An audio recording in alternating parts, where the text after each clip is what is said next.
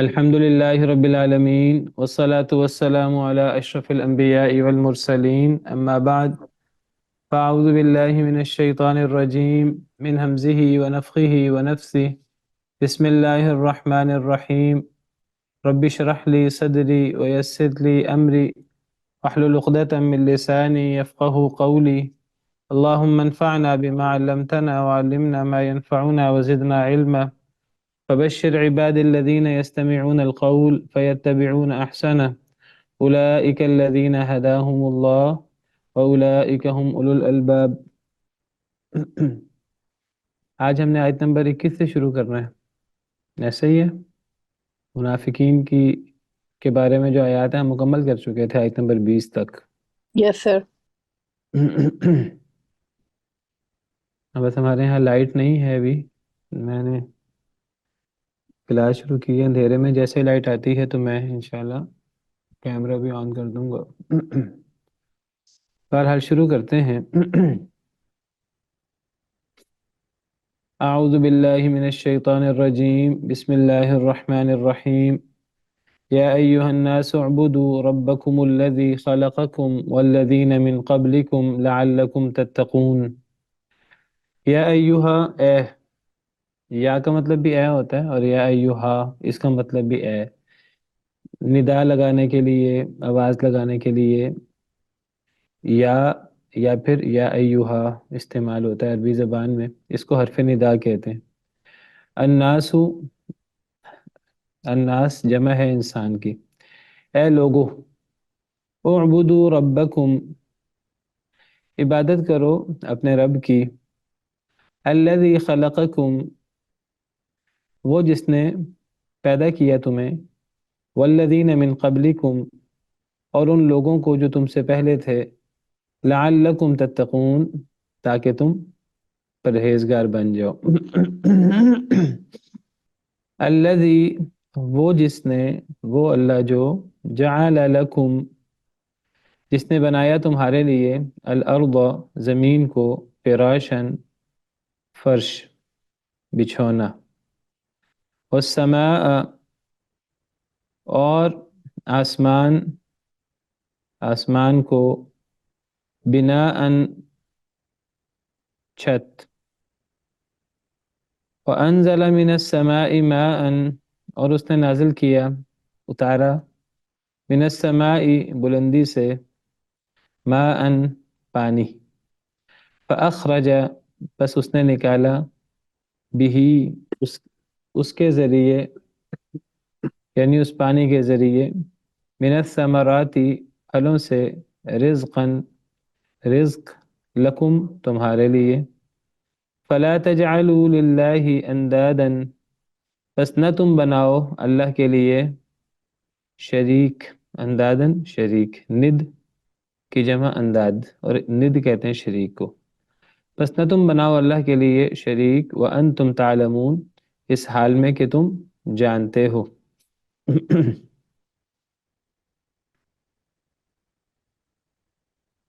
ان آیات کریمہ میں، آیت نمبر 21 اور 22 میں، اللہ تعالیٰ نے سب لوگوں کو مخاطب کیے. یا ایہا الناس، یہ سب لوگوں کو خطاب ہے. جب یہ خطاب کیا جاتا ہے تو گویا کہ اس میں سب انسان، خواہ وہ مسلمان ہے خواہ وہ کافر ہے، سب مراد ہوتے ہیں. اس سب لوگوں کو خطاب ہے. اس سے پتہ لگتا ہے نبی کریم صلی اللہ علیہ وسلم کی رسالت تمام بنی نوع انسان کے لیے ہے. قرآن کا پیغام تمام انسانوں کے لیے، خواہ وہ مسلمان تھے نبی کریم صلی اللہ علیہ وسلم کے دور میں، خواہ وہ مسلمان نہیں ہوئے تھے، خواہ وہ سامنے تھے، موجود تھے، خواہ وہ سامنے نہیں تھے. تو اس دنیا کے تمام باسی جو نبی کریم صلی اللہ علیہ وسلم کے دور میں بستے تھے، خواہ آپ کے سامنے تھے خواہ آپ کے سامنے نہیں تھے، قرآن سب کے لیے، نبی کریم صلی اللہ علیہ وسلم کی رسالت سب کے لیے، خواہ وہ نبی کریم صلی اللہ علیہ وسلم کے دور میں موجود تھے خواہ وہ نبی کریم صلی اللہ علیہ وسلم کے دور میں موجود نہیں تھے، یعنی قیامت تک آنے والے۔ تو نبی کریم صلی اللہ علیہ وسلم کی رسالت، قرآن، یہ سب لوگوں کے لیے ہے۔ اسلام پوری بنی نوع انسانیت کے لیے، خواہ وہ اس دور کے انسان ہوں، خواہ وہ قیامت تک آنے والے انسان ہوں۔ نبی کریم صلی اللہ علیہ وسلم کا ارشاد ہے، آپ نے فرمایا، جو نبی صلی اللہ علیہ وسلم کی خصوصیات ہیں باقی انبیاء کے بالمقابل، آپ نے فرمایا کہ پچھلے انبیاء کرام علیہم السلام مخصوص قوموں کی طرف مبعوث کیے جاتے تھے، اور نبی صلی اللہ علیہ وسلم نے فرمایا کہ میری نبوت اور میری رسالت یہ مخصوص قوم کے لیے، مخصوص لوگوں کے لیے نہیں ہے۔ وَبُعِثْتُ إِلَى النَّاسِ كَافَّةً۔ جی، یہ حدیث مبارکہ آپ کو نظر آ رہی ہے، صحیح بخاری کی حدیث ہے، صحیح بخاری حدیث نمبر 438۔ سیدنا جابر بن عبداللہ رضی اللہ عنہ راوی ہیں، مشہور صحابی، فرماتے ہیں کہ نبی کریم صلی اللہ علیہ وسلم نے فرمایا، اعطیت خمسا، مجھے دی گئی ہیں 5 چیزیں، لم یعطہن احد من الانبیاء قبلی، جو مجھ سے پہلے کسی نبی کو نہیں دی گئی۔ یعنی یہ 5 چیزیں نبی کریم صلی اللہ علیہ وسلم کی خصوصیت ہیں، یہ پہلے کسی نبی کو یہ چیزیں حاصل نہیں ہوئیں۔ نصرت بالرعب مسیرۃ شہر، ان میں سے پہلی چیز یہ ہے، نبی صلی اللہ علیہ وسلم نے فرمایا کہ میری مدد کی گئی ہے رعب کے ساتھ 1 مہینے کی مسافت سے۔ کیا مطلب؟ یعنی ابھی نبی کریم صلی اللہ علیہ وسلم اگر لشکر کشی کریں، ابھی دشمن آپ سے 1 مہینے کی مسافت پر ہو، تو نبی کریم صلی اللہ علیہ وسلم کی اور آپ کے لشکر کی کا رعب، ہیبت دشمن پر 1 مہینے کی مسافت سے طاری ہو جاتی ہے۔ اللہ کی طرف سے مدد تھی نبی کریم صلی اللہ علیہ وسلم کی۔ وَجُعِلَتْ لِيَ الْأَرْضُ مَسْجِدًا وَطَهُورًا، آپ نے فرمایا دوسری خصوصیت میری کہ بنا دی گئی ہے میرے لیے یہ زمین، ساری زمین مسجد اور پاک کرنے والی۔ زمین میں کہیں بھی نماز پڑھی جا سکتی ہے، اللہ یہ کہ وہاں گندگی وغیرہ نہ ہو، ایک دو کا شرائط ہیں، ورنہ پوری کی پوری زمین اس پہ نماز ہو سکتی ہے کہیں بھی۔ وَطَهُورًا، اور وہ پاک کرنے والی بھی ہے۔ کیا مطلب؟ یعنی اس سے تیمم بھی ہو سکتا ہے، اللہ یہ کہ اس پہ گندگی وغیرہ نہ ہو مخصوص شرائط کے ساتھ، ورنہ پوری زمین وہاں نماز بھی پڑھی جا سکتی ہے، اور اس میں اس سے پاکی بھی حاصل کی جا سکتی ہے تیمم کی صورت میں اگر پانی نہ ہو تو۔ وَأَيُّمَا رَجُلٍ مِّنْ أُمَّتِي أَدْرَكَتْهُ الصَّلَاةُ فَلْيُصَلِّ، میری امت میں سے کسی آدمی کو جہاں بھی نماز پا لے تو وہ نماز پڑھ لے۔ یہ نہیں ہے کہ مسجد میں جانا ضروری ہے عبادت کرنے کے لیے، ہاں مردوں کے لیے مسجد باجماعت نماز، اس کی اہمیت اور اس کی فرضیت وہ الگ چیز ہے۔ ویسے اگر مسجد نہ ہو تو کہیں بھی نماز پڑھی جا سکتی ہے۔ وَأُحِلَّتْ لِيَ الْغَنَائِمُ، اور میرے لیے غنیمت حلال کی گئی ہے۔ تیسری چیز، پچھلی شریعتوں میں مال غنیمت حلال نہیں ہوتا تھا، آسمان سے آگ آتی تھی، وہ اس کو جلا ڈالتی تھی، جو اس بات کی دلیل ہوتی تھی کہ اللہ نے قبول کر لی ہے۔ وَكَانَ النَّبِيُّ صلی اللہ علیہ وسلم يُبْعَثُ إِلَىٰ قَوْمِهِ خَاصَّةً، اور چوتھی خصوصیت آپ کی، آپ نے فرمایا پچھلے انبیاء کرام علیہم السلام مخصوص قوموں کی طرف مبعوث کیے جاتے تھے۔ وَبُعِثْتُ إِلَى النَّاسِ كَافَّةً، مجھے سب لوگوں کی طرف مبعوث کیا گیا ہے۔ اور 5ویں صفت آپ نے فرمایا، 5ویں خصوصیت، وَأُعْطِيتُ الشَّفَاعَةَ، مجھے سفارش کا مقام دیا گیا ہے، یعنی قیامت کے دن نبی کریم صلی اللہ علیہ وسلم سفارش کریں گے اور حساب کتاب شروع ہوگا، کوئی اور نبی یہ سفارش نہیں کرے گا۔ تو یہ 5 چیزیں، 5 خصوصیات، یہ اس حدیث میں 5 کا ذکر ہے، دیگر احادیث میں اور خصوصیات بھی ہیں۔ نبی کریم صلی اللہ علیہ وسلم کی بہت ساری خصوصیات ہیں دیگر انبیاء کرام علیہم السلام کے حوالے سے، تو ان میں سے ایک خصوصیت یہ ہے کہ نبی کریم صلی اللہ علیہ وسلم کی رسالت، آپ کی نبوت، وہ کسی مخصوص قوم کے لیے، صرف قریش کے لیے یا صرف عرب کے لیے یا صرف آپ کے دور کے لوگوں کے لیے نہیں تھی، وہ آپ کی نبوت و رسالت وہ اپنے دور کے تمام لوگوں کے لیے اور قیامت تک آنے والے تمام لوگوں کے لیے۔ نبی کریم صلی اللہ علیہ وسلم کی امت کو 2 حصوں میں تقسیم کیا جاتا ہے۔ ایک امت وہ ہے جس کو امت اجابت کہا جاتا ہے، یعنی وہ جنہوں نے آپ کی دعوت کو قبول کر لیا، مسلمان ہو گئے۔ اور ایک امت جنہیں امت دعوت کہا جاتا ہے، یعنی وہ جنہوں نے آپ کی دعوت کو قبول نہیں کیا انہیں دعوت دی جاتی ہے، تو یہ سب کے سب آپ کی امت ہے۔ تو یا ایھا الناس میں ان سب لوگوں کو مخاطب کیا جاتا ہے۔ قرآن کریم میں یا ایھا الناس کہہ کر بھی لوگوں کو مخاطب کیا گیا ہے، اور یا ایھا الذین آمنوا کہہ کر بھی مخاطب کیا گیا ہے۔ یا ایھا الناس کہہ کے جب مخاطب کیا جاتا ہے تو اس سے کون مراد ہوتے ہیں؟ یا ایھا الذین آمنوا کہہ کر جب مخاطب کیا جاتا ہے اس سے کون مراد ہوتے ہیں؟ اور مکی صورتوں میں کیا آتا ہے، مدنی صورتوں میں کیا آتا ہے، کون بتائے گا آپ میں سے؟ سر جو مکی زندگی ہے اس کے اندر جو صورتیں نازل ہوئی تھی وہ زیادہ عقائد اور ایمانیات کے متعلق تھیں، اور جو مدنی صورتیں وہ زیادہ معاشرتی زندگی اور جہاد وغیرہ کے متعلق نازل ہوئی تھی۔ میں نے سوال کچھ اور کیا تھا، میرا سوال یہ تھا کہ یا ایھا الناس سے مراد اور یا ایھا الذین آمنوا سے مراد اور مکی اور مدنی صورتوں میں کس صورت میں یا ایھا الناس آتا ہے اور کس صورت میں یا ایھا الذین آمنوا آتا ہے؟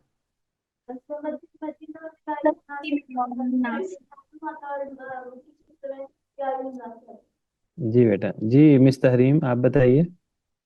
سر مکی میں آئی تھنک یا ایھا الناس سے۔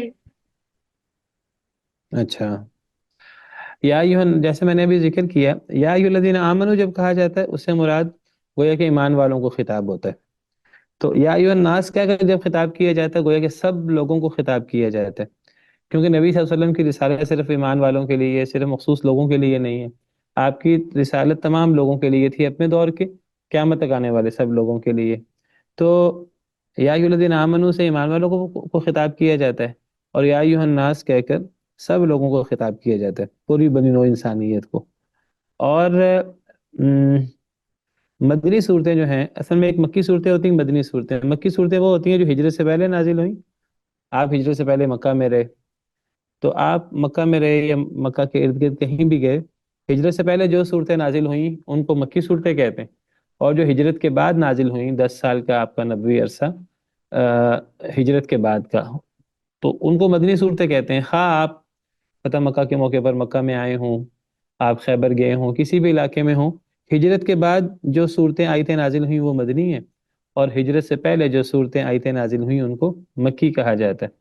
تو ہجرت کے بعد جتنی بھی صورتیں نازل ہوئی ہیں ان میں یا ایھا الذین آمنوا، یا ایھا الذین آمنوا جس صورت میں آ جائے تو وہ مدنی صورت ہے، کوئی بھی ایسی صورت نہیں ہے جو مکی ہو اور اس میں یا ایھا الذین آمنوا آتا ہو۔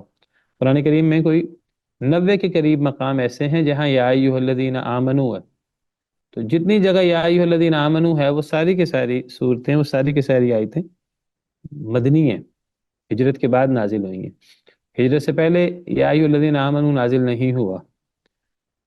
جہاں تک یا ایھا الناس ہے تو یا ایھا الناس بعض علماء کا خیال ہے کہ یہ مکی صورتوں کی خصوصیت ہے، جس طرح یا ایھا الذین آمنوا میں نے ذکر کیا یہ مدنی صورتوں کی خصوصیت ہے، کوئی ایک بھی ایسی مکی صورت نہیں ہے جس میں یا ایھا الذین آمنوا آیا ہو۔ قرآن کریم میں 89 مرتبہ یا ایھا الذین آمنوا آتا ہے، یہ سب کے سب صورتیں جن میں یا ایھا الذین آمنوا ہے وہ مدنی ہیں۔ اچھا، یہاں تک تو یعنی بات واضح ہے کہ یا ایھا الذین آمنوا مدنی صورتوں میں آتا ہے۔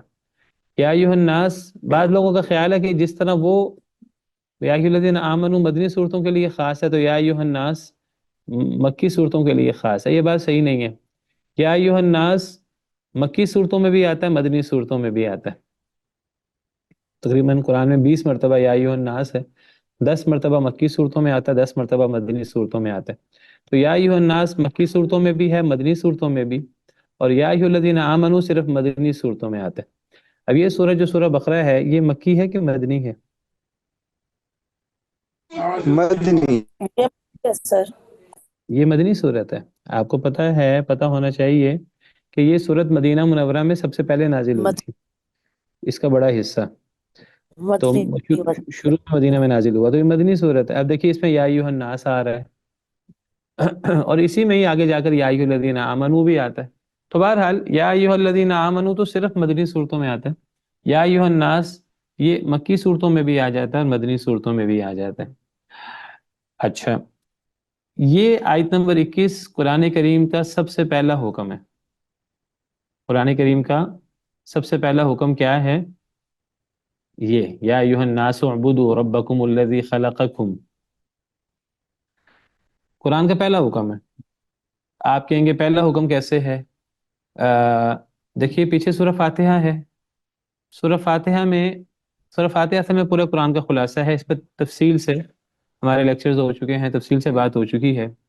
اس میں اللہ تعالیٰ نے ہمیں یہ بتایا کہ اللہ سے دعا کیسے کرنی ہے، دعا کرنے کے آداب کیا ہیں، سب سے اہم دعا کیا ہے ہدایت کی، اور ہدایت کسے کہتے ہیں، اور پورا قرآن کریم جو ہے وہ اصل میں ہدایت ہے۔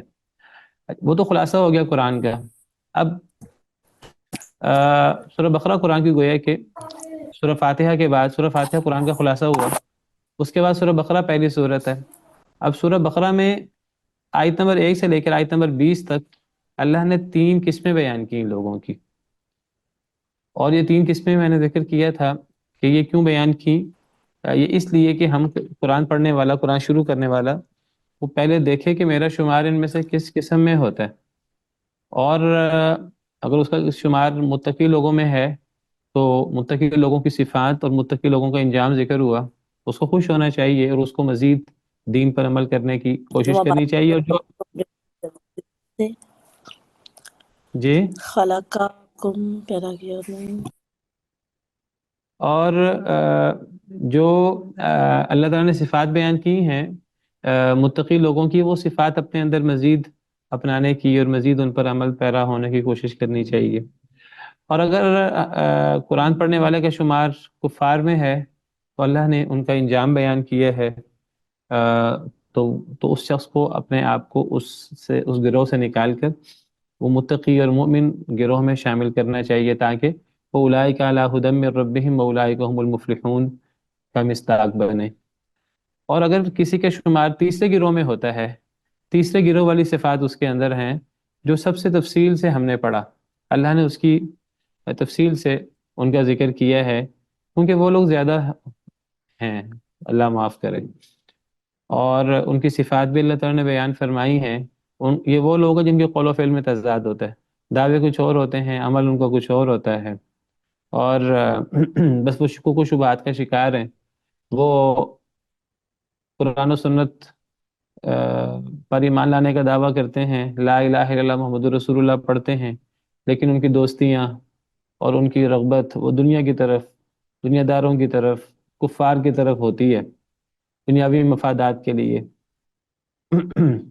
یہ لوگ کلمہ تو پڑھ لیتے ہیں، لیکن وہ جو دین کی برکات ہیں، وہ جو روشنی ہے، وہ اس سے فائدہ نہیں اٹھا پاتے، یہ گھٹا ٹوپ اندھیرے میں ہی رہتے ہیں، اللہ ان کا نور لے جاتا ہے، یہ اندھیروں میں رہتے ہیں۔ اللہ نے انہیں جتنے بھی صفات، اللہ نے ان کو جتنے بھی انعامات کیے ہیں، تو یہ ان سے فائدہ نہیں اٹھاتے۔ کان دیے ہیں اللہ نے تو یہ بہرے ہیں، اللہ نے زبان دی ہے حق بولنے کے لیے تو یہ ان کی زبان، یہ زبان سے گونگے ہیں، یہ حق نہیں بول سکتے۔ اللہ نے آنکھیں دی ہیں تو یہ اللہ کی نشانیاں حق نہیں دیکھ پاتے۔ تو اللہ نے جو بھی ان کو صلاحیتیں، مال و دولت، اقتدار دیے ہے، نعمتیں دی ہیں، تو یہ ان کو دین کے لیے استعمال نہیں کرتے۔ اور پھر ان کی دوسری بڑی صفت یہ ہے کہ فائدے کی بات ہو تو یہ دین کی بات کر لیں گے، ہاں جی اسلام بڑا اچھا مذہب ہے، دین پر چلنا بھی شروع کر دیں گے، لیکن جہاں مشکل لگے گا تو وہاں دین پر عمل نہیں کریں گے، وہاں کھڑے ہو جائیں گے۔ اور یہ بڑی بدترین صفت ہے منافقین کی، یعنی آسان دین کو یہ اپناتے ہیں، جہاں دین مشکل لگا تو وہاں اپنے قدموں پر پلٹ جاتے ہیں۔ تو پھر اصل میں پھر گئے کہ دین پر تو عمل نہیں کر رہے، یہ تو اصل میں جس چیز کو آسان سمجھا، جس چیز کو اچھا سمجھا، جو دل کو اچھی لگی وہ مان لی، اس پر بطور دین عمل کر لیا، اور جو چیز مشکل لگی تو اس کو چھوڑ دیا۔ دین یہ تو نہیں ہوتا، دین تو وہ ہوتا ہے جس پر خوشی ناخوشی ہر صورت میں عمل کیا جائے۔ یہ کیسا دین ہوا کہ اگر میرے حق میں میرا کسی سے جھگڑا ہے وراثت کا، اگر تو کتاب و سنت پر عمل کرنے سے وراثت مجھے ملتی ہے تو کتاب و سنت پر مجھے عمل کرنا چاہیے، اور مجھے کتاب و سنت پہ غور کر کے دوسروں کو بھی مجھے کہنا چاہیے کہ جی کتاب و سنت کو مانو، کیونکہ اس کتاب و سنت کا جو فیصلہ ہے وہ میرے حق میں ہے، اور اگر وہ کتاب و سنت کا فیصلہ وہ کسی دوسرے کے حق میں وراثت جاتی ہے تو مجھے کتاب و سنت پر عمل کرنے کی کیا ضرورت ہے؟ پھر قانونی فیصلے، پھر ہمارے جو وضعی قوانین ہیں ان سے فائدہ اٹھا لیں گے۔ کتاب و سنت کیا کہتے ہیں، کیا نہیں کہتے، اللہ رسول کیا کہتے ہیں، اس پہ ہمیں جانے کی کیا ضرورت ہے؟ میرے پاس مال ہے، میرا قبضہ ہے، تو مجھے کیا ضرورت ہے کتاب و سنت پر عمل کرنے کی؟ اللہ معاف کرے، آج کے مسلمانوں کی ایسی صورتحال ہے۔ تو یہ رویہ مومن کا نہیں ہے، یہ رویہ منافق کا ہے۔ تو سورہ بقرہ کے شروع میں اللہ تعالیٰ نے 3 گروہ بیان کر کے گویا کہ ہمیں دعوت دی ہے کہ ہم جائزہ لیں کہ ہمارا شمار کس گروہ میں ہے، اور اگر ہمارا شمار اللہ معاف کرے آخری 2 گروہ میں ہے تو ہم اپنی اصلاح کر کے اپنے آپ کو پہلے گروہ میں لے آئیں، ورنہ یہ جو ان کا انجام ہے واللہ محیط بالکافرین، اور اللہ کافروں کو گھیرے ہوئے ہے، اور پھر اللہ کی سزا، اللہ معاف کرے، اللہ ہمیں بچائے دنیا اور آخرت میں اپنے عذاب سے۔ اس کے بعد قرآن کا پہلا حکم اب کیا ہے؟ تو قرآن کا پہلا حکم آیت نمبر سورہ بقرہ کی آیت نمبر 21 میں ہے۔ یہ قرآن کا پہلا حکم ہے، تو یہ کتنا اہم حکم ہوگا قرآن کا، جو سب سے پہلا حکم ہے قرآن کا۔ اس کا مطلب ہے کہ قرآن اللہ کے نزدیک سب سے اہم چیز یہ ہے۔ اللہ نے 3 گروہ بیان کیے، تو قرآن کریم کا جو پہلا حکم ہے وہ سب سے اہم حکم ہوگا، اور وہ حکم توحید کا ہے۔ اس سے پتہ لگتا ہے اللہ کے نزدیک سب سے اہم چیز توحید ہے۔ اگر کوئی آپ سے سوال کرے کہ آپ نے قرآن کریم پڑھا، آپ نے قرآن کریم شروع کیا شروع سے، تو اللہ رب العالمین نے سب سے پہلے کون سا حکم بیان کیا، قرآن کا پہلا حکم کیا ہے؟ تو آپ کہیں یا ایھا الناس اعبدوا ربکم الذی خلقکم، یہ اللہ کا پہلا حکم ہے۔ اور اس حکم میں اللہ نے ہمیں کیا حکم دیا ہے؟ اللہ نے حکم دیا ہے کہ ہم صرف اللہ وحدہ لا شریک کی عبادت کریں، جو توحید ہے۔ اور اللہ نے توحید کی دلیل پیش کی ہے، توحید کی عقلی لاجک سے دلیل پیش کی ہے۔ وہ دلیل کیا ہے؟ یہ قرآن، یہ اللہ کی توحید کی سب سے بڑی دلیل ہے، اور وہ ہے کہ اللہ نے پیدا کیا ہے۔ جو پیدا کرنے والا ہوتا ہے اسی کی عبادت ہوتی ہے۔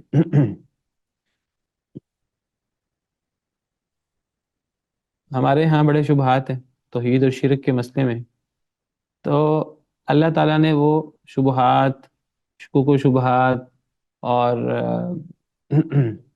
ایسی چیزیں ہمیں کئی دفعہ سمجھ نہیں آتی صحیح کیا ہے غلط کیا ہے، اللہ تعالیٰ نے ہمیں ایک بنیادی اصول دے دیا ہے۔ بنیادی اصول یہ ہے کہ عبادت اس کی ہوگی، معبود وہ ہوگا جس نے پیدا کیا۔ یا ایھا الناس اعبدوا ربکم الذی خلقکم، اے لوگو، مسلمان ہے تو وہ بھی، جو مسلمان نہیں ہے وہ بھی، عبادت کرو اپنے رب کی، کیونکہ اللہ تو سب کے رب ہے۔ اللہ نے تو مسلمانوں کو بھی پیدا کیا، اللہ نے تو کفار کو بھی پیدا کیا، اس کائنات کی ہر مخلوق اللہ کی مخلوق ہے۔ تو اے لوگو، تم سب کا رب اللہ ہے، تو تمہیں اپنے رب کی عبادت کرنی چاہیے۔ رب کون ہوتا ہے؟ معبود کون ہوتا ہے عبادت کے لائق؟ وہ ہوتا ہے الذی خلقکم، جس نے تمہیں پیدا کیا۔ صرف تمہیں پیدا نہیں کیا، والذین من قبلکم، انہیں بھی پیدا کیا جو تم سے پہلے تھے۔ وہ تمام انسانوں کا خالق ہے، تمہارا بھی خالق ہے۔ نبی کریم صلی اللہ علیہ وسلم کے دور میں جب قرآن نازل ہوا، جس وقت یہ آیات نازل ہوئی، اس وقت جتنے انسان تھے مکہ میں یا مدینہ میں، جتنے انسان تھے، جتنے عرب تھے یا جتنے عجم تھے، اور قیامت تک آنے والے سب انسان، ان سب کو پیدا کرنے والا اللہ ہے۔ جو یہ قرآن پڑھے، ان سب کو پیدا کرنے والا اللہ ہے، نہ صرف ان کو بلکہ ان سے پہلے لوگوں کو بھی، سیدنا آدم علیہ السلام سے لے کر، تو تمام انسانوں کا رب اللہ ہے۔ اور جو صرف انسانوں کا رب نہیں ہے، وہ دیگر تمام مخلوقات کا بھی رب ہے، وہ جس طرح اگلی آیت میں آ رہا ہے۔ تو عبادت کس کی ہوگی؟ عبادت اس کی ہوگی جو پیدا کرنے والا ہے۔ پیدا کرنے والے کتنے ہیں؟ اللہ کے علاوہ کوئی اور ہے جس نے پیدا کیا؟ اگر اللہ کے علاوہ کوئی اور ہے جس نے پیدا کیا تو چلو ٹھیک ہے، عبادت میں اس کو بھی شریک کر لو۔ اگر اللہ کے علاوہ کوئی اور نہیں ہے جس نے پیدا کیا، یا جس نے پیدا کرنے میں اللہ کی مدد کی، یا جو پیدا کرنے میں اللہ کے ساتھ شریک ہے، اللہ اکیلے ہیں پیدا کرنے والے، نہ اللہ کے علاوہ کسی نے الگ کوئی چیز پیدا کی ہے، نہ کوئی، اللہ نے آسمان و زمین کو، تمام مخلوقات کو بشمول انسانوں کو پیدا کیا، تو یہ نہیں کہ اللہ کو چھوڑ کر کسی اور نے بھی پیدا کیا ہو، اور یہ بھی نہیں کہ ان چیزوں کو پیدا کرنے میں کوئی اللہ کے ساتھ شریک ہو گیا ہو. شریک ہوتا ہے برابر کے لیول میں. یہ بھی نہیں ہے کہ کسی نے کسی جگہ پر اللہ کی تھوڑی بہت معاونت کی ہو.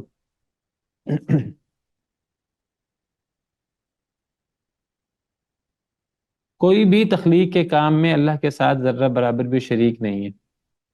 تو اللہ اکیلے خالق ہیں تمام بنی نوع انسان کے اور تمام مخلوقات کے. ہر چیز اللہ کے علاوہ مخلوق ہے، اور ہر مخلوق کا خالق اللہ وحدہ لا شریک ہے، اور کوئی نہیں ہے.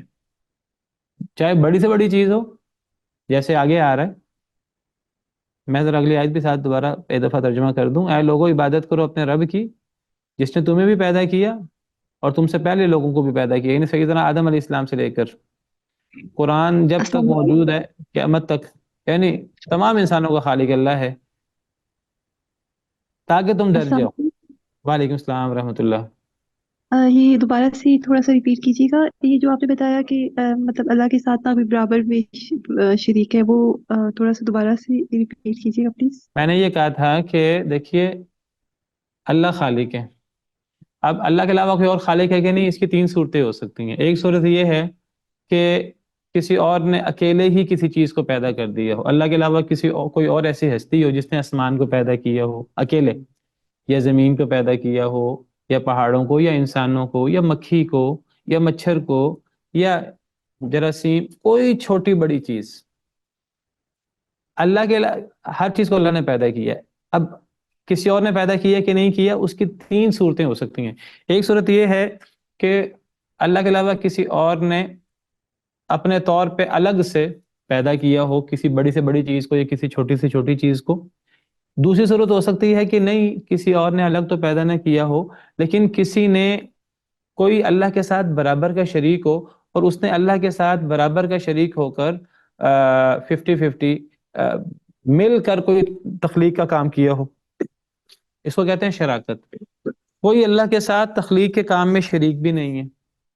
اور تیسری چیز یہ ہے کہ چلو کوئی اللہ کے ساتھ برابر کا شریک تو نہ ہو تخلیق میں، اصل تو اللہ نے تخلیق کیا ہو، چلو 99% اللہ نے تخلیق کیا ہو، کوئی 1% کسی نے تھوڑی سی مدد کر دی ہو، جس کو معاونت کہتے ہیں. کسی نے تخلیق کے کام میں اللہ کی کوئی تھوڑی بہت معاونت کی ہو، کسی نے تخلیق کے کام میں اللہ کی تھوڑی بہت معاونت بھی نہیں کی. تو یہ نہ سمجھے کہ بچے پیدا ہوتے ہیں تو ماں باپ سے بچے پیدا ہوتے ہیں تو گویا کہ اب پیدا تو اللہ کرتا ہے، کوئی یہ کہ نہیں اصل میں اس میں تھوڑا بہت کردار ماں باپ کا بھی ہوتا ہے، ذرہ برابر بھی ماں باپ کا کردار نہیں ہے. وہ اللہ نے ایک دنیا کا سلسلہ بنایا ہے، ورنہ تخلیق کا سارا کام اللہ وحدہ لا شریک اکیلے سر انجام دیتے ہیں. تو تین صورتیں ہو سکتی ہیں کہ اللہ کے علاوہ کسی اور نے الگ سے پیدا کیا ہو آسمان کو، زمین کو، یا کسی بھی مخلوق کو، کسی بڑی سے بڑی چھوٹی سے چھوٹی، یا کوئی اللہ کے ساتھ برابر کا شریک ہو کر اس نے کسی چیز کو پیدا کیا ہو، آسمان، زمین، یا کسی بڑی سے بڑی مخلوق کو یا کسی چھوٹی سے چھوٹی مخلوق کو. اور تیسری صورت ہے کہ چلو برابر تو نہیں، اصل کام تو اللہ نے کیا، کسی نے تھوڑی سی معاونت کر دی ہو. یہ تینوں باتیں جو ہیں وہ ممکن نہیں ہیں. اللہ تعالیٰ فرماتے ہیں قرآن کریم میں، اللہ نے اس موضوع کو قرآن کریم میں بہت زور دے کر بیان کیا کہ پیدا کرنے والا اللہ وحدہ لا شریک ہے، اور جو پیدا کرتا ہے وہ معبود ہوتا ہے. اللہ کہتے ہیں اگر اللہ کے ساتھ کسی کا مقابلہ کرنا ہے، اگر اللہ کے ساتھ کسی کو شریک بنانا ہے، تو یہ طے کرو کہ پیدا کس نے کیا. ام خلقوا من غیر شیء هم الخالقون، کیا وہ پیدا نہیں ہوئے جن کو یہ معبود کہتے ہیں؟ مشرکین مکہ لات منات عزا کو سیدنا ابراہیم سیدنا اسماعیل کے بت بنائے تھے، 360 بت رکھے ہوئے تھے، نیک لوگوں کے بت. قوم نوح وہ بھی 5 بزرگ تھے پرانے، تو وہ ان کی ذات میں غلو کر کے ان کو معبود بنا لیا. عیسائیوں نے عیسیٰ علیہ السلام کو اللہ یا اللہ کا بیٹا قرار دے دیا، حضرت مریم کو یا حضرت جبریل امین علیہ السلام کو 3 رب بنا کر، 3 اقنوم بنا کر، تو 3 اقانیم بنا کر اللہ کو ایک قرار دے دیا، ایک حضرت عیسیٰ کو قرار دے دیا، اور ایک حضرت مریم یا روح القدس کو قرار دے دیا. یہود نے حضرت عزیر کو اللہ کا بیٹا اللہ کہہ دیا. مشرکین مکہ نے فرشتوں کو اللہ کی بیٹیاں اللہ کے ساتھ شریک بنا دیا. کسی نے جنوں کو اللہ کے ساتھ شریک کر دیا، کہا اللہ اور جنوں کے اندر نسب ہے، وجعلوا بینہ وبین الجنۃ نسبا، اللہ کی اولاد اور اللہ کے علاوہ دیگر معبود، یہ عقیدہ حضرت نوح علیہ السلام کے بعد ہر قوم میں موجود رہا ہے، شرک کا عقیدہ۔ اللہ نے قرآن کریم میں جگہ جگہ اس عقیدے کی تردید کی ہے، اور اس تردید میں بنیاد اللہ نے بنایا ہے کہ پیدا کس نے کیا ہے۔ اگر اللہ کے علاوہ کسی نے پیدا کیا ہے، یا کوئی اللہ کے ساتھ پیدا کرنے میں شریک ہے، یا کسی نے اللہ کے ساتھ پیدا کرنے میں کسی بھی لیول کی کوئی تھوڑی بہت مدد بھی کی ہے، تو یہ شبہات کسی کے دل میں آ سکتے ہیں۔ ایسا کوئی ذرہ برابر بھی امکان نہیں ہے، نہ اللہ کے علاوہ کسی نے پیدا کیا ہے، نہ کوئی اللہ کے ساتھ برابر کا شریک ہے، اور نہ کسی نے مدد کی ہے۔ سورہ سبا میں اور دیگر جگہوں پہ قرآن کریم میں اللہ نے اس موضوع کو بڑی تفصیل سے بیان کی ہے۔ یہ آیت دیکھیے، قُلِ ادْعُوا الَّذِينَ زَعَمْتُم مِّن دُونِ اللَّهِ، سورہ سبا آیت نمبر 22۔ اللہ فرماتے ہیں کہہ دیجئے اے اللہ کے رسول صلی اللہ علیہ وسلم، پکار کر دیکھو ان لوگوں کو جنہیں تم اللہ کے علاوہ گمان کرتے ہو، جنہیں تم اللہ کے علاوہ معبود سمجھتے ہو، ذرا انہیں پکار کر دیکھو۔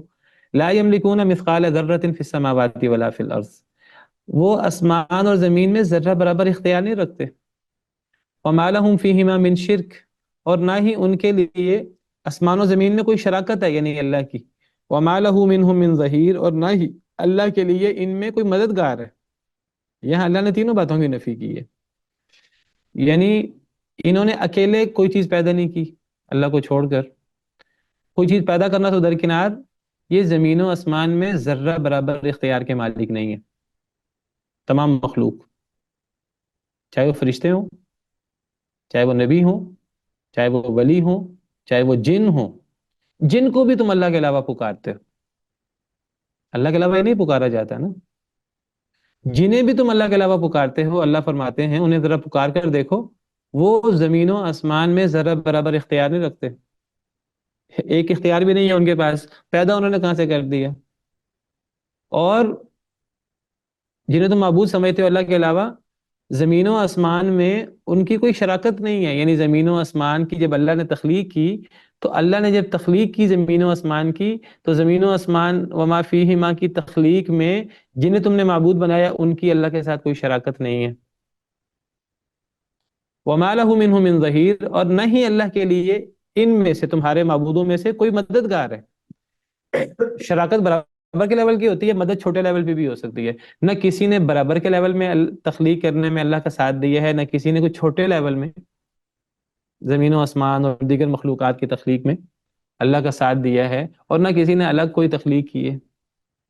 بلکہ اللہ تعالیٰ نے تو تیری توحید کی جو بڑے دلائل ہیں، دیکھیے قرآن کی ایک آیت ہے، یا ایھا الناس ضرب مثل فاستمعوا لہ، اے لوگو ایک مثال پیش کی جا رہی ہے، ذرا اسے غور سے سنو۔ کہ قرآن کا انداز ایسا ہے جیسے کہ بہت زبردست مثال ہے۔ جب قرآن کہہ رہا ہے کہ ایک مثال بڑی زبردست ہے، تو کتنی زبردست وہ مثال ہوگی جب اللہ رب العالمین فرما رہے ہیں اے لوگوں ایک مثال پیش کی جا رہی ہے، ذرا غور سے سنو۔ جب اللہ مثال پیش کرنے سے پہلے یہ بھی کہہ دیں بڑی زبردست مثال ہے، جو بھی اس مثال کو سنے ذرا غور سے سنے۔ تو ذرا دیکھیے مثال کیا ہے، اللہ بھی فرما رہے ہیں اس مثال کو غور سے سنو، کیونکہ توحید کی مثال ہے۔ ان الذین تدعون من دون اللہ، جنہیں تم اللہ کے علاوہ پکارتے ہو۔ لوگ کن کو پکارتے تھے؟ لوگ فرشتوں کو اللہ کی بیٹیاں کہتے تھے، یا نبیوں کو، یا ولیوں کو۔ جنہیں تم اللہ کے علاوہ پکارتے ہو، لن یخلقوا ذبابا، ہرگز نہیں وہ پیدا کر سکتے مکھی کو بھی، ولا اجتمعوا لہ، اگر جو سب اکٹھے ہو جائیں۔ دیکھیے کیا زبردست توحید کی مثال ہے، اور تخلیق سے اللہ نے مثال پیش کی۔ اللہ فرماتے ہیں کسی کو معبود قرار دینا ہے تو اس کو خالق ماننا ہوگا، اور وہ مخلوق نہ ہو، وہ پیدا نہ ہوا ہو، اس نے پیدا کیا ہو، آسمان کو پیدا کیا ہو، زمین کو پیدا کیا ہو، پہاڑوں کو پیدا کیا ہو، اجرام فلکی، بڑے بڑے سمندر، شجر حجر، انسان، چلو یہ تو بڑی چیزیں ہیں، کوئی چرند پرندے، کوئی چوپائے، چلو یہ بھی بڑی چیزیں ہیں۔ چلو اس سے چھوٹی چیزیں لے لیں، مکھی لے لیں، مچھر لے لیں، چونٹی لے لیں، مکڑی لے لیں، شہد کی مکھی لے لیں، کس کو پیدا کیا ہے انہوں نے؟ اللہ کہتے ہیں مکھی تک کو تو پیدا نہیں کر سکتے، یہ ہرگز نہیں یہ پیدا کر سکتے مکھی کو۔ ایک ایک شخص کی بات نہیں ہو رہی، اللہ کہتے ہیں ان سب کو اکٹھا کر لو، دنیا جہاں کے جو اللہ کے علاوہ معبود بنا رکھے ہیں ان سب کو اکٹھا کر لو، یہ سب مل جائیں دنیا جہاں کے معبود جو لوگوں نے بنائے ہوئے ہیں وہ سب مل کر مکھی پیدا نہیں کر سکتے، قیامت تک پیدا نہیں کر سکتے۔ مکھی پیدا کرنا تو دور، وَإِن يَسْلُبْهُمُ الذُّبَابُ شَيْئًا، اگر اللہ کی بنائی ہوئی چھوٹی سی مخلوق مکھی ان کے سامنے پڑی ہوئی شیرینی سے، کوئی کھانے سے، کوئی کھانے کا ایک ذرہ اپنے پاؤں میں لے کر وہ اڑ جائے مکھی، یہ ساری دنیا جہاں کے معبود جو لوگوں نے بنا رکھے ہیں، انہوں نے نہیں کہا ہماری عبادت کرو، یہ لوگوں نے بنا رکھے ہیں، تو وہ سب معبود مل کر اس مکھی سے وہ ذرہ واپس نہیں لا سکتے۔ وَإِن يَسْلُبْهُمُ الذُّبَابُ شَيْئًا، اگر مکھی لے لے کوئی چیز ان کے سامنے موجود چیز ہے، لا يَسْتَنْقِذُوهُ مِنْ، یہ سب مل کر وہ مکھی سے چیز واپس نہیں چھین سکتے۔ ضعف الطالب والمطلوب، اتنے کمزور ہیں طلب کرنے والے اور جن سے طلب کیا جا رہا ہے۔ کون طلب کرنے والے؟ جو غیر اللہ سے مدد مانگتے ہیں، جو غیر اللہ کو معبود بناتے ہیں۔ تو یہ مانگنے والے بھی کتنے کمزور ہیں، غیر اللہ سے مانگنے والے جو اللہ کو چھوڑ کر غیر اللہ کو پکارتے ہیں، اور جن سے پکارا جا رہا ہے معبود، وہ بھی کتنے کمزور ہیں، جو مکھی پیدا بھی نہیں کر سکتے، اور مکھی کوئی چیز لے جائے مکھی سے وہ چیز واپس نہیں لا سکتے۔ ما قدر اللہ حق قدر ہی، لوگوں نے اللہ کی قدر نہیں کی جو اللہ کی قدر کرنے کا حق ہے۔ اللہ تو بہت طاقتور اور بہت غالب ہے۔ یہ ہے اصل میں توحید، اور توحید کی بنیاد اللہ نے کی فرمایا تخلیق، جو پیدا کرتا ہے وہ معبود ہوتا ہے، اللہ کے علاوہ کوئی چیز پیدا نہیں کر سکتی۔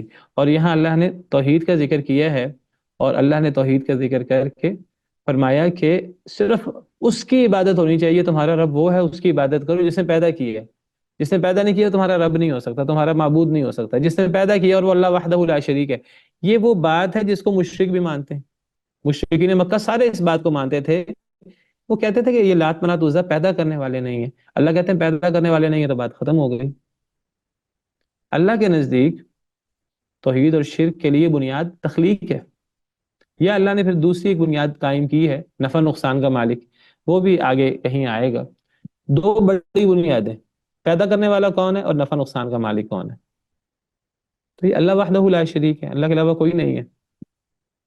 تو یہاں اللہ تعالیٰ فرما رہے ہیں اے لوگو اپنے اس رب کی عبادت کرو جس نے تمہیں بھی پیدا کیا، انسانوں کی بات ہو رہی ہے، اور تم سے پہلے لوگوں کو بھی پیدا کیا۔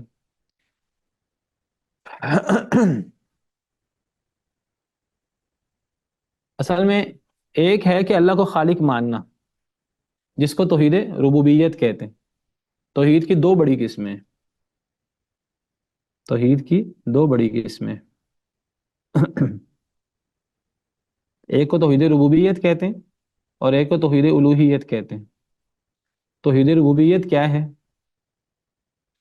اور توحید الوہیت کیا ہے، یہ نقطہ اگر آپ سمجھ جائیں تو توحید کا بڑا مسئلہ آپ سمجھ جائیں گے۔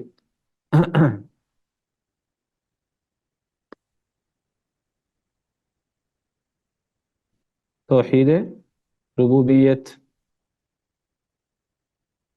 اور دوسری قسم ہے توحید الوہیت۔ توحید ربوبیت کیا ہے؟ توحید ربوبیت ہے کہ رب ہونے کے حوالے سے اللہ کو ایک ماننا، یا اس کی اگر میں صحیح تعریف کروں تو توحید اللہ تعالی بافعال العباد، بافعالی، اللہ کی توحید اللہ کے افعال میں۔ اللہ کی توحید اللہ کے افعال میں کیا مطلب؟ یعنی جو کام اللہ کے ہیں، دیکھیے ایک اللہ تعالیٰ ہیں اور ایک مخلوق ہے۔ میں نے سورہ فاتحہ کا ذکر کرتے ہوئے بھی آپ کو سورہ فاتحہ کا خلاصہ دعا، عبادت، اور اس میں بھی ذکر کیا تھا۔ اصل میں دعا اس لیے پورے قرآن کا خلاصہ ہے کہ دعا اصل میں خالق اور مخلوق کی حد بندی اور بتاتی ہے کہ خالق کامل ہے، مخلوق ناقص ہے۔ یہ دعا کے اندر بنیادی چیز ہے۔ اب توحید کے اندر بھی ایک خالق ہے اور ایک مخلوق، ایک اللہ ہے معبود اور ایک ہے عبادت کرنے والا۔ اچھا، اب اللہ اور مخلوق میں اصل میں جو عقل رکھنے والی مخلوق ہے وہ انسان ہے یا جن ہیں، دونوں مکلف ہیں۔ تیسرے فرشتے ہیں، فرشتوں کے پاس اختیار نہیں ہے، وہ پابند ہیں اللہ کی اطاعت کے۔ اب اللہ اور اللہ کے بندوں میں اگر ہم دیکھیں تو اللہ کو ایک ماننا اللہ کے افعال میں. اللہ کے افعال کیا ہیں؟ اللہ کے افعال جو خالق کے افعال ہیں، پیدا کرنا، رزق دینا، انعام کرنا، تدبیر کرنا، تربیت کرنا، ٹھیک ہے، یہ اللہ کے افعال ہیں. میں نے موٹی موٹی آپ کو چند مثالیں دی ہیں. اللہ کے افعال کیا ہیں؟ خلق، رب ہونا، رزق دینا، انعام کرنا، تدبیر کرنا، یہ اللہ کے افعال ہیں. ان افعال میں اللہ کو ایک ماننا، اس کو کہتے ہیں توحید ربوبیت. اللہ کو رب والے کاموں میں ایک ماننا. اور رب میں کیا آتا ہے؟ ربوبیت رب سے ہے. اور میں نے آپ کو ذکر کیا تھا رب العالمین کا ذکر کرتے ہوئے، رب ایک اللہ کی ایسی صفت ہے جس کے اندر تقریباً بہت ساری صفات اکٹھی ہو جاتی ہیں، جس کے اندر خالق ہونا بھی آ جاتا ہے، رازق ہونا بھی آ جاتا ہے، ہر چیز پر قادر ہونا بھی آ جاتا ہے، رزق دینا بھی آ جاتا ہے، انعام کرنا بھی آ جاتا ہے، تدبیر کرنا بھی آ جاتا ہے، رحمت کرنا بھی آ جاتا ہے. ہر چیز رب ہونے میں بہت ساری صفات آ جاتی ہیں. تو توحید ربوبیت کا مطلب ہے اللہ کو اللہ کے افعال میں، خلق میں، رزق میں، تدبیر میں، انعام کرنے میں، ان چیزوں میں اللہ کو ایک ماننا. اور یہ چیز مشرکین بھی مانتے تھے، اللہ کو ان افعال میں ایک مانتے تھے. سے ایک ہے توحید الوہیت. الوہیت کیا ہے؟ الوہیت کا مطلب ہوتا ہے عبادت. اس کا کیا مطلب ہے؟ دیکھیے، ایک ہے اللہ اور بندے میں اللہ والا پہلو. تو اللہ کو اللہ والے پہلو میں ایک ماننا، یعنی رب والے افعال میں. اچھا، اللہ اور بندے میں دوسرا تعلق، ایک تعلق ہے اللہ کے افعال بندے کے حوالے سے. اچھا، اور اللہ اور بندے میں دوسرا تعلق ہے کہ بندے کے افعال اللہ کے حوالے سے. تو توحید اللہ تعالی بافعال العباد کیا مطلب؟ یعنی بندے کے کام جو اللہ سے متعلق ہیں ان میں اللہ کو ایک ماننا. پہلی قسم کیا تھی؟ کہ اللہ کو ایک ماننا اللہ کے اعمال میں. اور دوسری قسم کیا ہے؟ اللہ کو ایک ماننا اللہ سے متعلق جو بندوں کے کام ہونے چاہیے. بندوں کے کیا فرائض ہیں اللہ کے بارے میں؟ بندوں کے فرائض ہیں اللہ کے بارے میں کہ جب اللہ ہمیں پیدا کرتا ہے، کہ اللہ کا سب سے بڑا انعام ہے، اللہ نے ہمیں انسان پیدا کیا.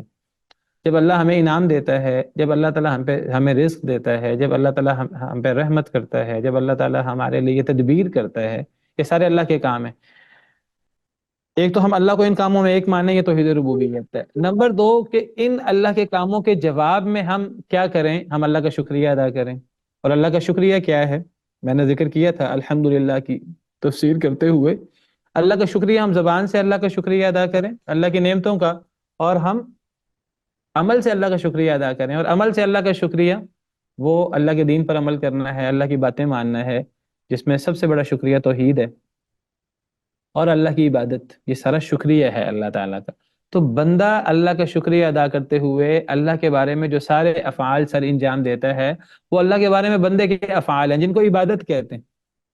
تو عبادت میں اللہ کو ایک ماننا، اللہ کو ایک ماننا ان کاموں میں جو اللہ سے متعلق بندہ سر انجام دیتا ہے. اللہ سے متعلق بندہ کیا کرتا ہے؟ بندہ اللہ سے دعا کرتا ہے، تو دعا صرف اللہ سے کی جائے، یہ توحید الوہیت ہے. اگر اللہ کے علاوہ کسی اور سے دعا کی جائے گی تو توحید الوہیت میں ہم نے اللہ کے ساتھ اور کسی اور کو شریک کر دی، یہ توحید خراب ہو گئی. ذبح کرنا یہ بندے کا فعل ہے، مخلوق کا، اللہ کو راضی کرنے کے لیے وہ ذبح کرتا ہے اللہ کے لیے. تو اللہ بندے کا فعل اللہ کے بارے میں ہے، اس میں اللہ کے ساتھ کسی کو شریک نہیں کرنا. کوئی شریک کرے گا تو توحید الوہیت میں فرق پڑے گا. نظر و نیاز، اللہ کے علاوہ کسی سے ڈرنا. تو عبادت کی جتنی بھی صورتیں ہیں جو بندہ کرتا ہے اللہ سے کے متعلق، ان کاموں میں اللہ کو ایک جاننا، یہ توحید الوہیت ہے. اس کے اندر سارا جھگڑا ہے. یہ بڑی دو قسمیں، ویسے توحید کی نا اصل میں تین قسمیں، تیسری قسم بھی ہے. تیسری قسم کو توحید الاسماء والصفات کہتے ہیں، وہ اصل میں تقریباً توحید ربوبیت وغیرہ کے اندر شامل ہو جاتی ہے. تو توحید کی بڑی قسمیں دو ہی ہیں، توحید ربوبیت اور توحید الوہیت.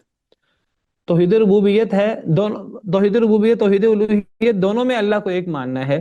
توحید ربوبیت میں اللہ کو ایک مانا جاتا ہے اللہ کے افعال میں، اور توحید الوہیت میں اللہ کو ایک ماننا ہے اللہ سے متعلق جو بندوں کے افعال ہیں ان میں، جس کو ہم عبادت کہتے ہیں. تو یہ توحید کی پہلی قسم میں مشرکین بھی اس قسم کو مانتے ہیں. اور توحید الوہیت یہ وہ قسم ہے جس میں سارا جھگڑا ہے. اب اللہ تعالیٰ نے قرآن کریم میں توحید کو کیسے ثابت کیا؟ سارا جھگڑا اس توحید کا ہے، سارا اختلاف.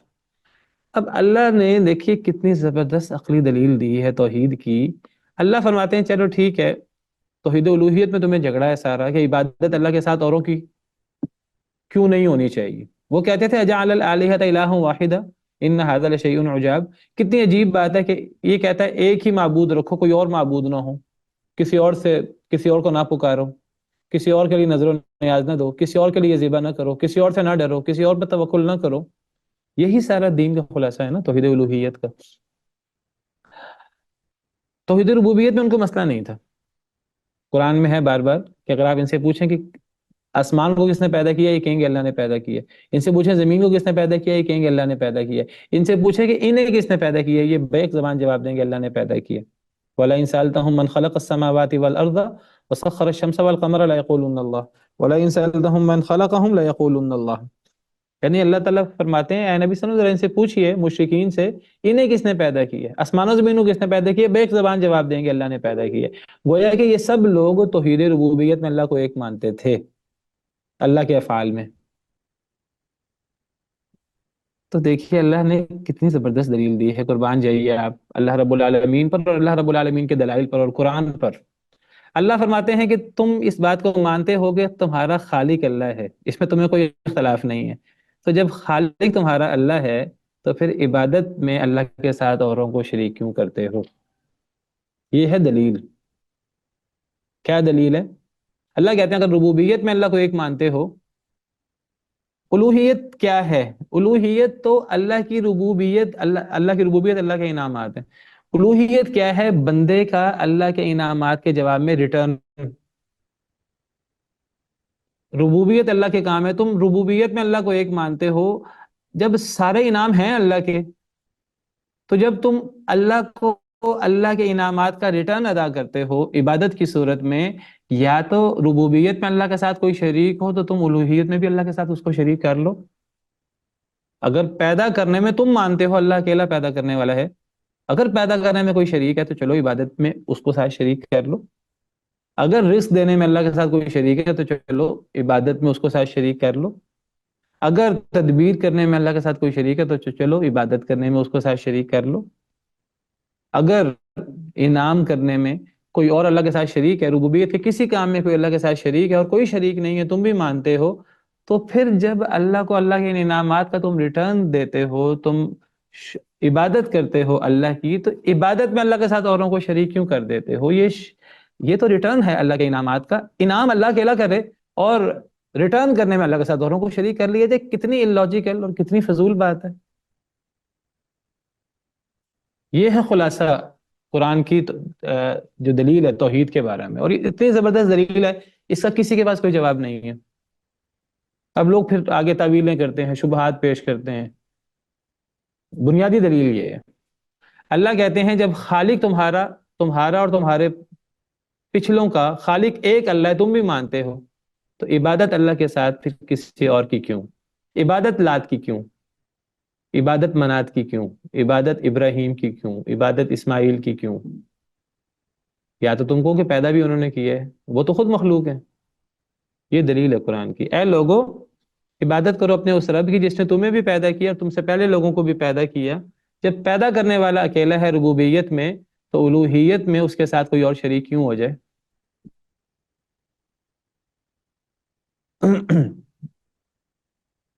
ہمارے ایک بزرگ تھے مولانا محمد حسین شیخو پوری صاحب، بڑے جھٹکے سے انداز میں اور وہ دیہاتی انداز میں، دیہات میں وہ تبلیغ کرتے تھے اور وہ قرآن پڑھتے تھے بہت زیادہ، توحید بڑی بیان کرتے تھے. تو وہ بڑا سمجھاتے تھے مثال دے کر نا توحید کو. وہ کہتے تھے سمجھو کہ کسی کے پاس مرغی ہے، اس نے مرغی پالی ہوئی ہے کہ چلو مزید مرغیاں پیدا ہوں گی، چلو وہ انڈے دے گی. تو وہ بیان کرتے تھے مثال بڑے مزے کے ساتھ اور بڑی پر اثر مثال تھی. وہ کہتے تھے ایک بندہ مرغی پالتا ہے، مرغی پہ بڑے انعامات کرتا ہے، بڑا دھیان کرتا ہے، مرغی کا چارہ ڈالتا ہے، اس کی بیٹ وغیرہ اور یہ چیزیں ساری صاف کرتا ہے، سب انتظامات کرتا ہے. تو وہ مرغی سارا اس کے گھر ڈربے میں اور سارا اس کے انتظامات سے فائدہ اٹھاتی ہے، اور وہ سارا پورا دن کھاتی پیتی ہے، عیش کرتی ہے. جا کر جو ہے نا، وہ جب اس نے انڈے دینے ہوتے ہیں تو وہ پھر وہ انڈے جا کر ہمسائے کے گھر دے آتی ہے. تو وہ سمجھا، یعنی صرف بات سمجھانے کے لیے یعنی وہ بندہ کیا خوش ہوگا؟ کبھی کبھی بھی خوش نہیں ہوگا. بھی سارے انعامات تو سارے تو یہ کر رہا ہے، تو جب اس نے انڈا لینا ہے، اس سے انڈے حاصل کرنے ہیں، وہ انڈے جو ہے وہ کسی اور کے گھر چلے جائیں، تو یہ کتنی یعنی غلط بات ہوگی. اور یہ ایک ایسی چیز ہے جو برداشت نہیں ہو سکتی. بعض چیزیں ایسی ہیں جو اللہ برداشت کر لیتے ہیں. شرک ایک ایسی چیز ہے اللہ کبھی برداشت نہیں کرتے. ان اللہ لا یغفر ان یشرک به ویغفر ما دون ذلک لمن یشاء، کہ اللہ شرک کبھی معاف نہیں کریں گے. شرک کے علاوہ اللہ جو چاہے معاف کر دیں توبہ کے بغیر. شرک اللہ کبھی معاف نہیں کریں گے. تو اے لوگوں، عبادت کرو اپنے اس رب کی جس نے تمہیں بھی پیدا کیا اور تم سے پہلے لوگوں کو بھی پیدا کیا تاکہ تم پرہیزگار بن جاؤ. الذی جعل لکم الارض فراشا، وہ اللہ جس نے بنایا تمہارے لیے زمین کو فرش. اس اللہ نے صرف تمہیں پیدا نہیں کیا، صرف تم سے پہلے لوگوں کو پیدا نہیں کیا، صرف انسانوں کو پیدا نہیں کیا، اس اللہ نے زمین کو بھی پیدا کیا ہے. اس نے وہ اللہ وہ ہے جس نے بنایا تمہارے لیے زمین کو فرش. اس نے زمین کو پیدا کیا ہے اور زمین کو تمہارے لیے مسخر کیا ہے، تمہارے پاؤں میں بچھا دیا ہے. تم زمین پر چلتے ہو، زمین تمہارے لیے فرش ہے، زمین تمہارے لیے بچھونا ہے. بچھونا ایک ایسی چیز جس پہ انسان چلتا ہے، ڈگمگاتا نہیں ہے، گرتا نہیں ہے. زمین جائے قرار ہے انسان کے لیے. یہاں تو بچھونا کہا ہے، دوسری جگہ قرآن میں مہادہ کہا ہے، ماں کی گود کی طرح. جس طرح انسان سکون حاصل کرتا ہے بچہ ماں کی گود میں، اور بچے کے لیے سب سے بڑھ کر ماں کی گود ہوتی ہے، انسان کے لیے زمین ایسی حیثیت رکھتی ہے. حالانکہ کہنے والے یعنی زمین حرکت میں ہے لیکن جائے قرار ہے، فرش ہے. اللہ نے پیدا کیا زمین کو اور ہمارے لیے مسخر کیا ہے. هو الذی جعل لکم الارض ذلولا فامشوا فی مناکبہ، اللہ نے تمہارے لیے زمین کو ذلیل کر دیا ہے. یعنی تم زمین پہ چلتے ہو، فامشوا فی مناکبہ، اس کے رستوں میں چلو. وکلوا من رزقہ، زمین کا رزق کھاؤ. لیکن کرنا کیا ہے؟ وإلیہ النشور، تمہیں اس کا شکر ادا کرنا پڑے گا. تمہیں اللہ کے پاس لوٹ کر بھی جانا ہے، وہاں حساب بھی دینا پڑے گا ان ساری نعمتوں کا.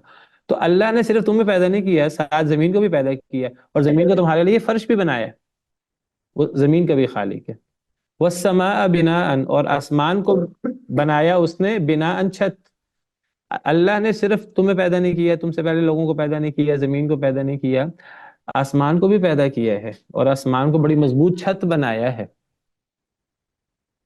وَأَنزَلَ مِنَ السَّمَاءِ مَاءً، اور نازل کیا اس نے بلندی سے پانی. السماء کا مطلب بلندی. ہم السماء کا معنی عام طور پہ آسمان کر دیتے ہیں، اصل میں السماء کا لفظی مطلب ہے بلندی، کیونکہ آسمان بلند ہے. عام طور پر السماء سے آسمان مراد لیا جاتا ہے، لیکن السماء سے مراد بادل بھی لیے جا سکتے ہیں، وہ بھی بلند ہیں ہمارے لیے. اور پانی بادلوں سے آتا ہے، یہاں بادل مراد ہے. اور کبھی کبھی السماء سے مراد بلندی یعنی چھت بھی مراد لی جاتی ہے. بہرحال سیاق و سباق کے مطابق ہم دیکھیں گے کیا مراد لیں. یہاں السماء سے مراد بادل، اور اس نے نازل کیا بادلوں سے پانی. بادل بھی اللہ کی مخلوق، بادل بھی اللہ نے پیدا کیے، ان بادلوں کے اندر پانی بھی اللہ نے پیدا کیا، اور پھر وہ بادلوں سے پانی بھی اللہ نے نازل کیا، جو اللہ کی بہت بڑی نعمت ہے، بہت بڑی قدرت ہے. فَأَخْرَجَ، پس اس نے نکالا بِهِ، اس پانی کے ذریعے، جو بادلوں سے پانی آتا ہے بارش کی صورت میں، اس پانی کے ذریعے اس نے نکالا مِنَ الثَّمَرَاتِ رِزْقًا لَكُمْ، پھلوں سے رزق تمہارے لیے. یہ سب چیزیں انسانوں اللہ نے پیدا بھی کی ہیں، اور تمہارا اکیلا ہے. توحید ربوبیت میں اللہ کے اکیلے ہونے کے قائل تھے. اللہ فرماتے ہیں کہ جب ان تمام کاموں میں اللہ اکیلا ہے تو پھر اسی لیے فرمایا اگر ان تمام کاموں میں اللہ اکیلا ہے تو عبادت بھی اللہ کی ہوگی. اسی لیے ساتھ ہی فرمایا فَلَا تَجْعَلُوا لِلَّهِ أَنْدَادًا، بس نہ تم بناؤ اللہ کے لیے شریک. وَأَنْتُمْ تَعْلَمُونَ، اور تم جانتے ہو. تو آیت کے شروع میں بھی اعبدو، پچھلی آیت کے شروع میں، اور اس آیت کے آخر میں فَلَا تَجْعَلُوا لِلَّهِ أَنْدَادًا، اللہ کے شریک نہ بناؤ. یہ توحید الوہیت ہے. تو اللہ نے توحید ربوبیت کے ذریعے توحید الوہیت کو ثابت کیا ہے. جتنے اللہ کے بڑے بڑے کام ہیں نا، ان سے یہ ثابت ہوتا ہے کہ عبادت صرف اللہ وحدہ لا شریک کی ہو. تو یہ بس اصول یاد رکھیے کہ توحید کو ثابت کرنا ہے تو کیسے؟ توحید ربوبیت کے ذریعے توحید الوہیت کو ثابت کرنا ہے. یہ قرآن کا پہلا حکم ہے.